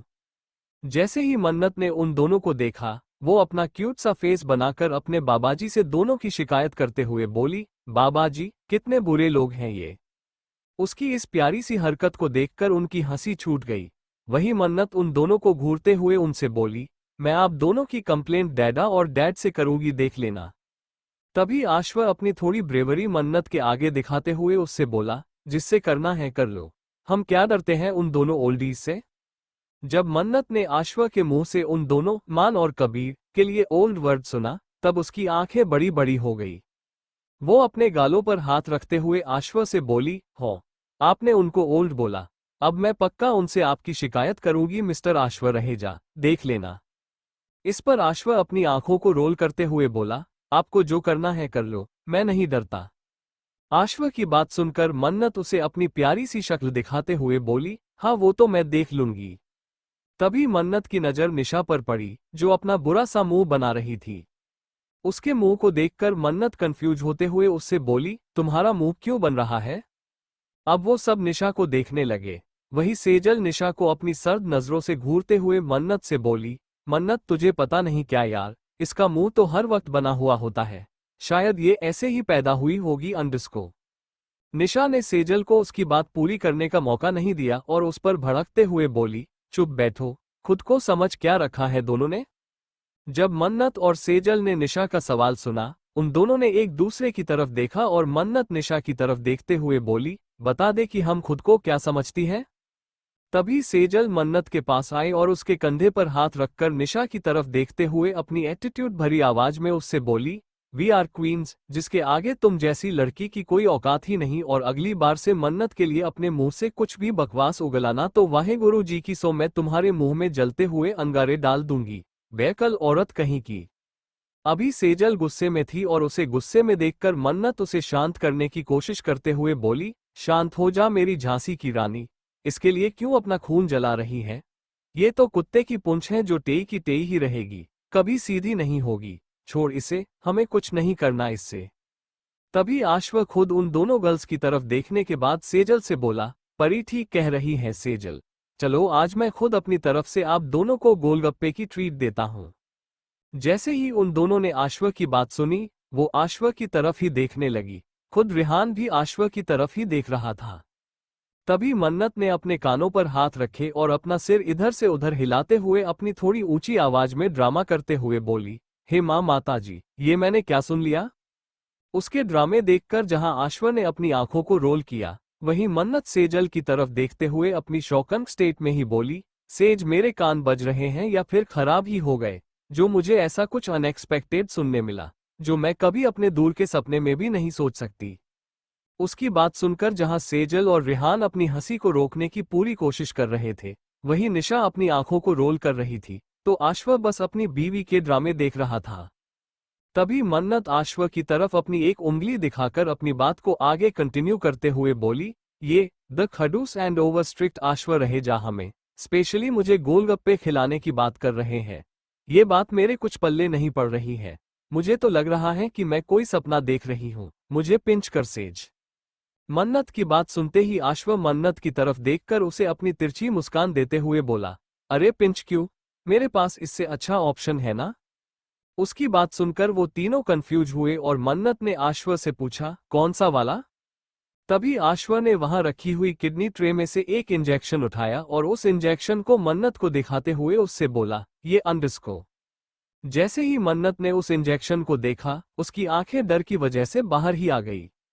उसने झट से अपना सिर ना में हिलाया और सेजल की बाजू को मजबूती से पकड़ते हुए बोली, नो, ये वाला नहीं। अब आश्व उस इंजेक्शन को लेकर मन्नत की तरफ बढ़ते हुए उससे बोला, अरे क्यों, आपको यकीन नहीं हो रहा ना? तो मैं आपको इससे यकीन दिला सकता हूं। मन्नत झट से सेजल के पीछे छुप गई और आश्व को अपने छोटे छोटे दांत दिखाकर अपनी डरी हुई आवाज में उससे बोली, मां अंडरस्को मैं तो मजाक कर रही थी वीर, आप भी क्या बात बात पर सीरियस हो जाते हो पता नहीं। अच्छा चलो ज्यादा टाइम वेस्ट नहीं करते और गोलगप्पे खाने चलते हैं, मुझे तो जोरों से भूख लगी है अंडरस्को। उसकी बात सुनकर आश्व ने अपनी आंखों को रोल किया और वो इंजेक्शन वापस से ट्रे में रखते हुए बोला, हाँ, गोलगप्पों का नाम सुनकर तो आप अपनी गहरी नींद से भी उठ जाओ। जैसे ही मन्नत ने देखा कि आश्व ने वो इंजेक्शन ट्रे में वापस रख दिया, तभी मन्नत आश्व के पास आई और उसका हाथ पकड़कर उससे बोली, चलो ना अब। आश्व ने उसका सिर हिलाया। तभी मन्नत ने रिहान की तरफ देखते हुए उससे पूछा, रिहान भाई, आप भी चल रहे हो ना हमारे साथ? इस पर रिहान मन्नत की तरफ देखते हुए उससे बोला, मैं आप लोगों के बीच क्या करूंगा? जब आश्व ने अपने फ्रेंड का सवाल सुना, तभी वो उसे अपनी प्लेन नजरों से देखते हुए उससे बोला, मुझे कंपनी देगा?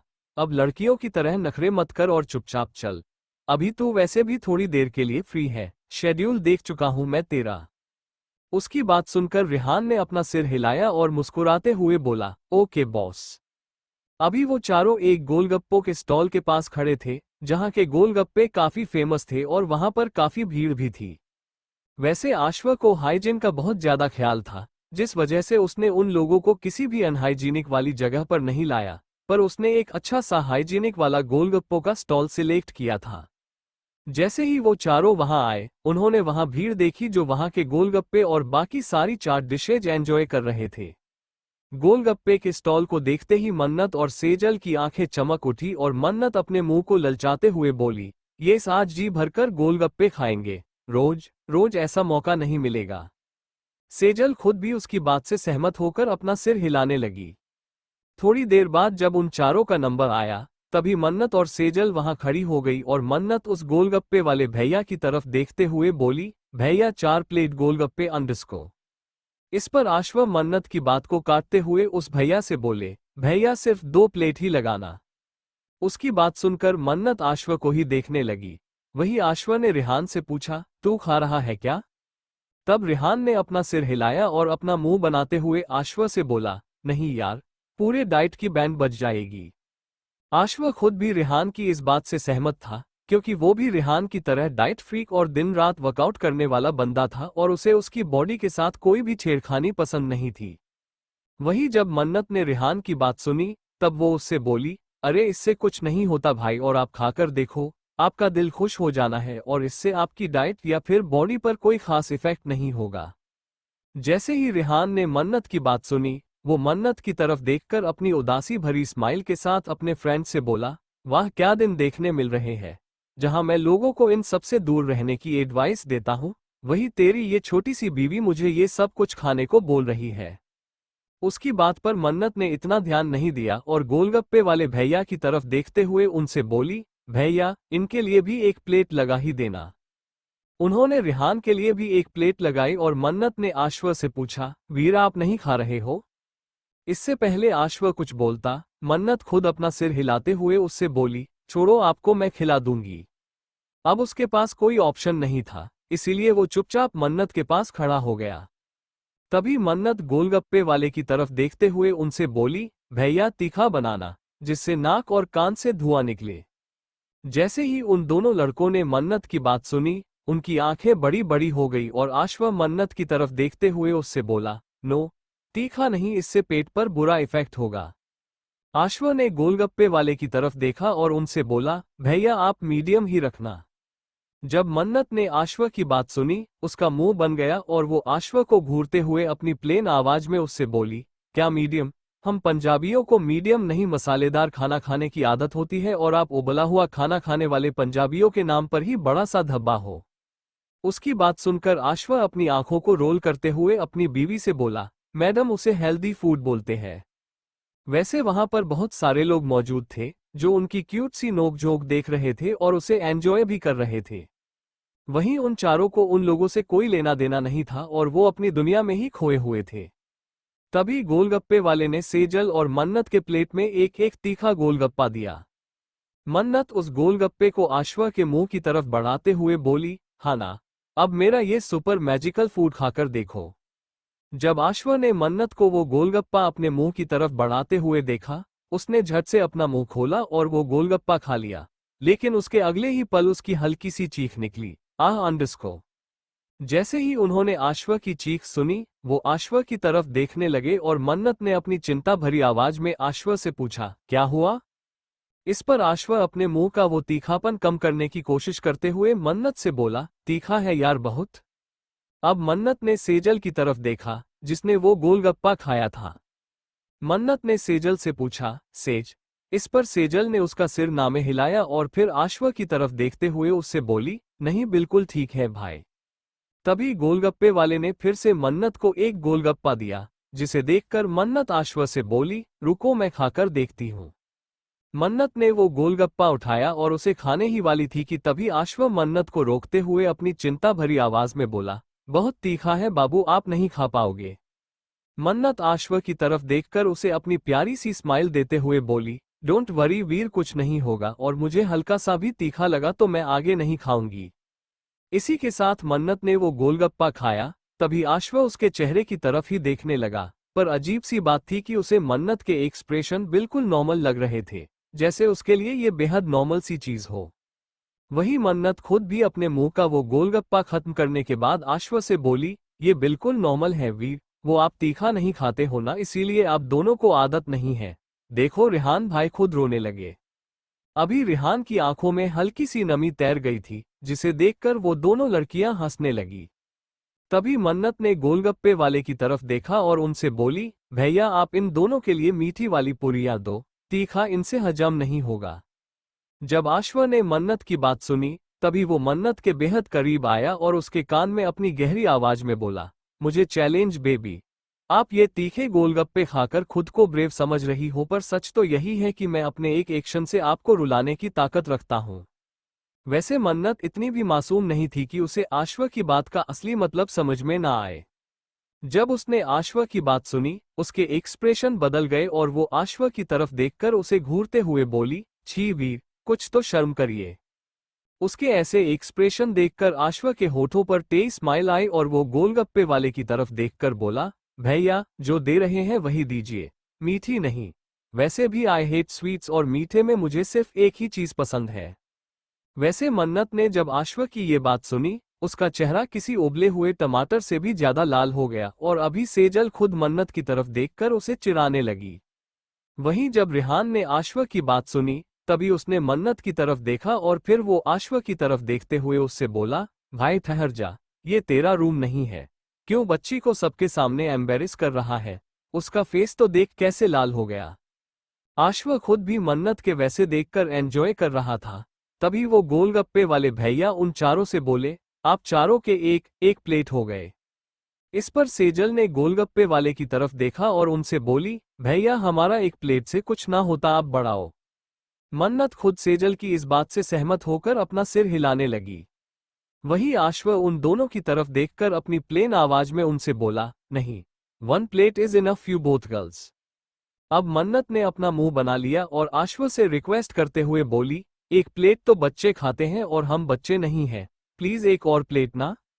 जब रेहान ने उन दोनों के एक्सप्रेशन देखे, तभी वो हंसते हुए आश्व से बोला, छोड़ भाई, बच्चियों के मुंह से उनका निवाला मत छीन।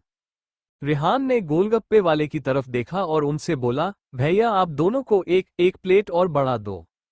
उन्होंने अपना सिर हिलाया और वापस मन्नत और सेजल को गोलगप्पे देने लगे। तभी मन्नत आश्व को एक छोटा सा झटका देते हुए आगे बोली, हाँ और उसके बाद दही और सेव पूरी भी। अब आश्व का मुंह खुला का खुला ही रह गया और उसने मन्नत की तरफ देखते हुए उससे पूछा, ये क्या था? उसके इस सवाल पर मन्नत ने उसे अपनी भोली सी शक्ल दिखाई और अपना पाउट बनाते हुए वो आश्व से बोली, आपकी तरफ से ही तो ट्रीट है। अब सिर्फ गोलगप्पे खाएंगे तो बेचारी सेवपुरी और दहीपुरी बुरा मान जाएगी। अब उन दोनों ने आपका क्या बिगाड़ा है? उसकी बात सुनकर आश्व के एक्सप्रेशन बदल गए और वो अपनी बेहद ही सीरियस आवाज में मन्नत से बोला, गुड, अच्छा मौका देख लिया आपने, पर एक बात याद रखना परी, अगर गलती से भी रात में आप अपना पेट पकड़कर रोए ना तो मुझसे बुरा कोई नहीं होगा। जब मन्नत ने आश्व की बात सुनी, उसने अपने चेहरे पर दिखाया तो नहीं, पर हाँ उसे आश्व की इस बात से बेहद ज्यादा डर लगा। तभी सेजल अपनी बेहद धीमी आवाज में मन्नत से बोली, मन्नत अभी तू मरी क्योंकि गोलगप्पे थोड़े तीखे तो थे ही, तुझे भी लगे, पर तूने दोनों के आगे कंट्रोल कर लिया। रात में तुझे पक्का पेट दर्द होगा, देख लेना। उसकी बात सुनकर मन्नत खुद को और सेजल को समझाते हुए उससे बोली, चिल यार सेज, और वैसे भी मैंने दही पूरी इसीलिए बोली ताकि दही से मेरे पेट में जो गड़बड़ होने वाली है वो कंट्रोल हो। उसकी इस बात पर सेजल मन्नत के कंधे पर हाथ रखकर उसे हौसला देते हुए बोली, अब तू जो कर कोई फायदा नहीं होगा, सिर्फ वाहेगुरु जी कुछ कर सकते हैं, वरना रात में तेरी चटनी बनना तय है। उसकी इस बात पर मन्नत उसे घूरते हुए उससे बोली, चुप कमीनी, डरा मत मुझे, पहले ही यहाँ हिटलर खड़े हैं। मन्नत अपनी डरी हुई आवाज में अपने बाबाजी से प्रे करते हुए बोली, बाबाजी प्लीज आज के दिन बचा लेना, वरना सच में मेरी बलि चढ़ जानी है इन हैवान के हाथों। इसी के साथ उसने सेजल के साथ मिलकर अपने गोलगप्पे, दही पूरी और सेवपुरी की पार्टी एंजॉय की, पर बेचारी को पता नहीं था कि इन सब की वजह से उसे रात में कितनी ज्यादा प्रॉब्लम फेस करने को मिल सकती है। जब उन दोनों की पार्टी एंजॉय करना हो गया, तभी आश्व मन्नत की तरफ देखकर अपनी आंखों को रोल करते हुए उससे बोला, हो गया मैडम आपका या फिर और कुछ बचा है? जैसे ही मन्नत ने आश्व की ये बात सुनी, वो आश्व को अपनी भोली सी शक्ल दिखाकर उससे बोली, नहीं, अभी पेट भर गया, आप चाहो तो कल अंडरस्को। आश्व ने मन्नत को उसकी बात पूरी भी नहीं करने दी और अपनी हल्की सी गुस्से भरी आवाज में उससे बोला, एक थप्पड़ लगाऊंगा परी। उसकी बात सुनकर मन्नत ने अपना बुरा सा मुंह बनाया और आश्व को घूरते हुए बोली, बुरे इंसान। जहां वो दोनों हस्बैंड वाइफ एक दूसरे को अपनी सर्द नजरों से घूर रहे थे, वहीं सेजल उन दोनों को ही देख रही थी। इतने में रिहान के फोन पर एक मैसेज आया, जिसे देखकर वो उन तीनों का ध्यान अपनी तरफ खींचते हुए बोला, ओहो चलो मेरा ब्रेक ओवर, मैसेज आया है तो मुझे हॉस्पिटल जाना होगा। उसकी बात समझकर आश्व ने अपना सिर हिलाया और रिहान से बोला, ठीक है तू जा, मैं इन दोनों शैतानों के साथ यहीं से घर के लिए निकल जाता हूँ। इस पर रिहान ने अपना सिर हिलाया और बोला, ठीक है। इसी के साथ वो वहां से चला गया और वो तीनों भी वहां से निकल गए। शाम का वक्त रहेजा मेंशन अभी मन्नत लिविंग रूम में ही उसके कुछ असाइनमेंट्स कंप्लीट कर रही थी और बाकी सब लिविंग रूम में बैठकर बातें कर रहे थे। तभी शिखा उन सबका ध्यान खींचते हुए उनसे बोली, चलो बच्चों डिनर लग चुका है, आ जाओ सारे। जब मन्नत ने शिखा की बात सुनी, उसके एक्सप्रेशन बदल गए और वो अपनी डरी हुई आवाज में अपने मन ही मन सोचने लगी, हायो रब्बो, अब मैं क्या करूं?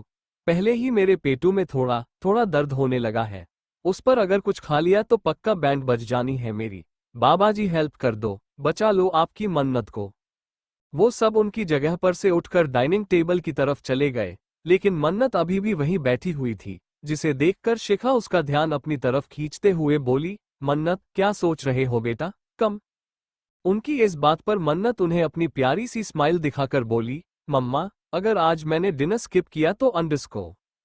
इससे पहले शिखा या फिर दूसरा कोई कुछ बोलता, मन्नत के कानों में आश्व की सर्द आवाज पड़ी, सोचना भी नहीं पड़ी, वरना आप जानते हो कि मैंने क्या करना है आपके साथ। जब मन्नत ने आश्व की बात सुनी, तभी वो अपनी किस्मत पर रोते हुए सोचने लगी, क्या मुसीबत है बाबाजी, अब तो मुझे कोई नहीं बचा सकता। वो अपनी दुनिया में ही खोई हुई थी कि उसे पता ही नहीं चला कि शिखा उसे तब से बुला रही है। अब आश्व अपनी जगह पर से उठकर मन्नत की तरफ आया और वो मन्नत के आगे अपने पंजों के बल बैठ गया, जो थोड़ी देर पहले नीचे कारपेट पर बैठकर उसका काम कर रही थी। मन्नत अभी भी उसके ख्यालों में ही खोई हुई थी और उसे उसकी दुनिया में गुम देखकर आश्व ने मन्नत से पूछा, परी, आपको मॉम तब से बुला रही है और आप कहाँ खोए हुए हो? वैसे मन्नत के चेहरे के एक्सप्रेशन पढ़ने में आश्व माहिर था, जिसके चलते उसकी आंखें सिकुड़ गई और उसने मन्नत से पूछा, डोंट टेल मी कि आपके पेट में दर्द हो रहा है? वैसे मन्नत को सच में दर्द हो रहा था, पर उसने बात को छिपाने के लिए झट से अपना सिर नामे हिलाया और आश्व से बोली, नहीं तो मुझे कोई दर्द नहीं हो रहा, आप भी क्या सब कुछ अपने आप ही इमेजिन कर लेते हो?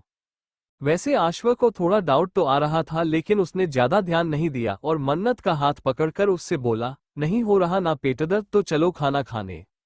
आश्व ने मन्नत का हाथ पकड़ रखा था और मन्नत आश्व की तरफ देखकर उससे बोली, आ रही हूं अंडरस्को। उसकी बात सुनकर आश्व ने उसका हाथ छोड़ा और खुद डाइनिंग टेबल की तरफ बढ़ते हुए मन्नत से बोला, जल्दी। अब मन्नत अपने बुक्स को उठाकर सोफे पर रखते हुए अपने आप से ही बोली, यार मेरे डैडा और डैड ने भी मुझे इतना नहीं डराया जितना ये इंसान डराकर रखता है, क्या होगा मेरा बाबाजी अंडरस्को। तभी उसे फिर से आश्व की आवाज आए। मन्नत भागकर डाइनिंग टेबल की तरफ आते हुए बोली, हाँ आ गई। वो अपनी जगह पर बैठी और तभी उसने शिखा की तरफ देखते हुए उनसे पूछा, क्या बना है अंडरस्को। अचानक से उसकी नजर सब्जी पर पड़ी, जिसे देखते ही उसका बेहद ही गंदा सा मुंह बन गया और वो अपनी बुरी सी शक्ल बनाकर बोली, युग करेला, मुझे नहीं खाना कड़वा करेला, आप ये वीर को खिलाओ। जब उन लोगों ने मन्नत की बात सुनी, वो सब एक दूसरे की तरफ देखने लगे। वही जब आश्व ने मन्नत की बात सुनी, वो मन्नत को डांट लगाते हुए उससे बोला, चुपचाप बैठो, देखो वो छोटा सा बच्चा कैसे खा रहा है और आपको नहीं खाना। मन्नत ने अनय की तरफ देखा, जो सच में करेले की सब्जी खा रहा था और कुशल उसे खिला रहा था। मन्नत ने अपनी रुआसी शक्ल बनाई और आश्व की तरफ देखकर बोली, मुझे अच्छा नहीं लगता ना वो अंडरस्को। उसकी बात सुनकर सिया मन्नत के हाथ पर अपना हाथ रखते हुए बोली, कोई बात नहीं बच्चा, मैं अंडरस्को। आश्व जानता था कि सिया क्या बोलेगी और इसी वजह से उसने सिया को रोक दिया और मन्नत को अपनी सर्द नजरों से घूरते हुए सिया से बोला, वेट भाभी, आप ना कुछ बोलो मत, आप लोगों ने इस लड़की को सिर चढ़ाकर रखा है। जब उन सबने आश्व की बात सुनी, वो सब आश्व की तरफ ऐसे देखने लगे जैसे उसके सिर पर दो सिंग उगे हो। वही विहान धीरे से अपने डैड से बोला, देखा डैड, सबसे ज्यादा पैम्परिंग तो यही करता है और बम इन लेडीज पर फोड़ रहा है ये लड़का। वैसे कबीर खुद भी विहान की बातों से सहमत होकर अपना सिर हिलाने लगे। आश्व ने मन्नत की तरफ देखा और अपनी प्लेन आवाज में उससे बोला, परी, आप आज यही सब्जी खाओगे और मुझे इस पर कोई भी बहस नहीं चाहिए, ओके? अब मन्नत भी अपना सिर नामे हिलाते हुए आश्व से बोली, नहीं खाऊंगी अंडस को। अगले ही पल आश्व ने उसे अपना हाथ दिखाया और अपनी गुस्से भरी आवाज में उससे बोला, फिर थप्पड़ मिलेंगे अंडस को। ये सुनते ही मन्नत डर गई और फिर अपनी रोनी शक्ल बनाकर आश्व से बोली, खा लूंगी पर इसके साथ दाल चाहिए। उसकी बात सुनकर आश्व ने अपनी आंखों को रोल किया और फिर उसने रोटी का एक निवाला लिया और उसमें थोड़ी सी सब्जी मिला दी। आश्व वो रोटी का निवाला दाल में मिलाकर उसे मन्नत के मुंह की तरफ बढ़ाते हुए बोला, दाल है, चुपचाप आ करो अभी। जब मन्नत ने उसका मुंह खोला तब आश्व ने वो निवाला मन्नत के मुंह में डाल दिया और जब मन्नत ने वो निवाला चबाना शुरू किया उसका मुंह बन गया, जिसे देखकर आश्व उसे वार्न करते हुए बोला, मुंह बनाना बंद करो और खाना खाओ। मन्नत धीरे धीरे वो निवाला चबा रही थी और मन ही मन आश्व को कोस भी रही थी, हो हिटलर, खडूस, सनकी, एग्डू कहीं के, मैं डैडा को बताऊंगी। वैसे मन्नत ये सब अपने मन में बोल रही थी पर फिर भी आश्व उसकी तरफ देखते हुए बोला, बता देना, मैं नहीं डरता। उसकी बात सुनकर मन्नत खुद भी उसे घूरने लगी। वही आश्व चुपचाप उसे खिला रहा था और साथ ही साथ वो खुद भी खा रहा था। जब बाकी लोगों ने उन दोनों को देखा तभी उनके होठों पर प्यारी सी मुस्कान आई और कबीर धीरे से अपनी बीवी से बोले, ये दोनों लड़ते भी सबसे ज्यादा हैं और प्यार भी सबसे ज्यादा करते हैं। उनकी बात से सहमत होकर शिखा ने पर अपना सिर हिलाया और उनके सभी बच्चों की तरफ देखते हुए बोली, सच कहा आपने कबीर, मेरे सभी बच्चों और उनके बीच के प्यार को किसी की नजर ना लगे। रात का समय आश्व और मन्नत का रूम। अभी आश्व मन्नत को अपनी बाहों में लेकर सो रहा था कि अचानक से मन्नत के पेट में तेज दर्द उठा, जिसकी वजह से मन्नत अपनी नींद में ही चीखकर रोने लगी, आह मम्मा अंडस को। जैसे ही आश्व के कानों पर मन्नत की दर्द भरी चीख पड़ी, वो खुद भी अपनी नींद से जागा और तभी उसने देखा कि मन्नत अभी भी नींद में है पर फिर भी वो अपने पेट को पकड़कर रो रही है।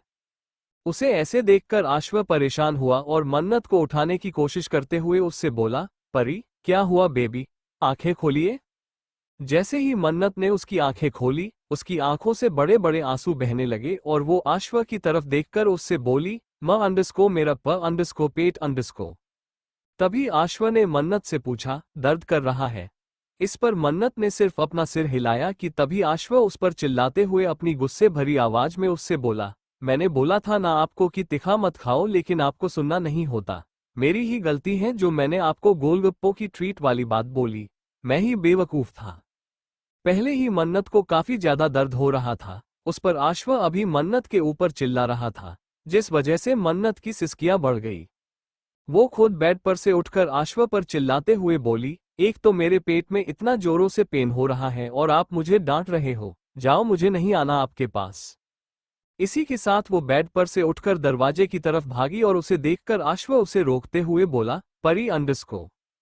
पर मन्नत ने उसकी एक भी बात नहीं सुनी और उसे रूम में लॉक करके वो सीधे कबीर और शिखा के रूम की तरफ चली गई। वही जब आश्व ने मन्नत की ये हरकत देखी, वो अपने सिर पर हाथ रखते हुए बोला, वाहेगुरु जी, क्या करूं मैं इस लड़की का, आपने भी क्या एंटीक नमूना बनाया है।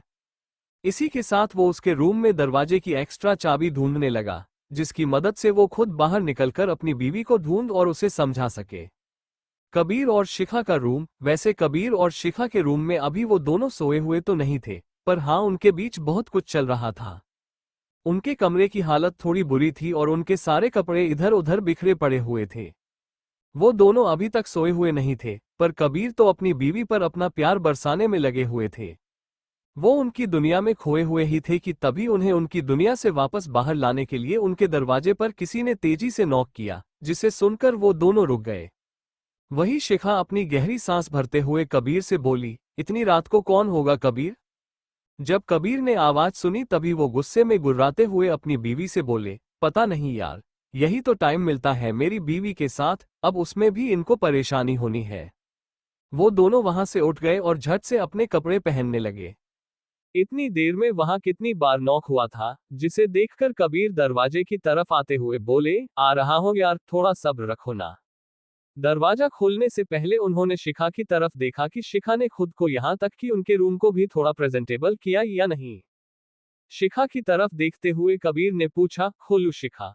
जब शिखा ने अपना सिर हाँ में हिलाया, तभी जाकर कबीर ने दरवाजा खोला और जैसे ही उन्होंने दरवाजा खोला, उनकी नजर मन्नत पर पड़ी जो अभी बुरी तरह से रो रही थी। मन्नत अंडस को कबीर को देखते ही मन्नत ने उन्हें हक कर लिया। वही कबीर ने जब मन्नत को वैसी हालत में वहां देखा, वो खुद परेशान हुए और अपनी चिंता भरी आवाज में उन्होंने मन्नत से पूछा, क्या हुआ बच्चे, आप इतना रो क्यों रहे हो? आप पहले अंदर आओ। उन्होंने मन्नत को रूम में लिया और दरवाजा बंद कर दिया। जैसे ही शिखा ने मन्नत को वहां देखा, वो खुद घबरा गई और मन्नत की तरफ देखकर बोली, मन्नत क्या हुआ बेबी? शिखा की आवाज सुनकर मन्नत ने कबीर के सीने से अपना चेहरा बाहर निकाला और शिखा की तरफ देखते हुए बोली, मम्मा अंडस को। इसी के साथ वो शिखा की तरफ आए, जिन्होंने मन्नत को अपने सीने से लगाया और मन्नत उनके सीने में अपना चेहरा छुपाकर रोने लगी। उसे ऐसे रोता हुआ देखकर वो दोनों परेशान हुए और कबीर मन्नत के बालों में से अपनी उंगलियां घुमाते हुए शिखा से बोले, ये ऐसे रो क्यों रही है और वो गधा कहाँ है? तभी शिखा ने कबीर की हेल्प से मन्नत के चेहरे को थोड़ा बाहर निकाला और जैसे ही उन दोनों ने मन्नत के चेहरे को देखा, वो परेशान हुए और कबीर अपनी चिंता भरी आवाज में मन्नत से बोले, मन्नत आप रोना बंद करो बेटा, सांस फूल रही है आपकी। Thank you for listening. मुझे उम्मीद है आपको ये स्टोरी पसंद आई होगी। अगर आपको पसंद आई है तो प्लीज लाइक और कमेंट करना ना भूलें और मोर स्टोरीज के लिए सब्सक्राइब करें। मिलते हैं नेक्स्ट वीडियो में।